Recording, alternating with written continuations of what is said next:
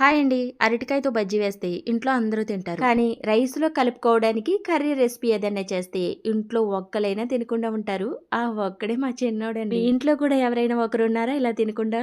అరటికాయ పులుసు గాని, అరటికాయ పోపు గాని పెడితే కానీ ఈ విధంగా చేసి చూడండి. అరటికాయ ఫ్రై చాలా ఇష్టంగా తింటారు. అరటికాయలు శుభ్రం చేసుకుని కుక్కర్‌లో వేసి 2 విజిల్స్ రానిచ్చానండి. చిన్న చిన్న పీసుల కింద కట్ చేసుకుని పక్కన పెట్టుకుని ఇదిగోండి ఓ బౌల్ తీసుకుని ఆయిల్ వేసుకుని తాలింపు అయితే వేసి ఇందులోకి ఉల్లి ముక్కలను కూడా యాడ్ చేశాను. ఈ ఉల్లి ముక్కలు బాగా మగ్గి బ్రౌన్ ఆనియన్స్ లాగా వచ్చేయాలి. ఇంకా ఉడకడానికి ఉండదు కదా.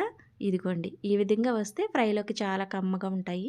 ఇక ఇందులోకి మనం కట్ చేసుకున్న పీసుల్ని యాడ్ చేసేసి సరిపడా ఉప్పు కారాలు, ఒక స్పూన్ వరకు ధనియాల పౌడర్ని అయితే యాడ్ చేసి ఒక అరచెప్ప వరకు కొబ్బరి కూరని అయితే మిక్సీలో పట్టేసానండి. ఇక కర్రీలోకి యాడ్ చేసేసి 2 నిమిషాలు ఫ్రై చేసుకున్నాం అనుకోండి చాలా బాగుంటుందండి అరటికాయ ఫ్రై అయితే.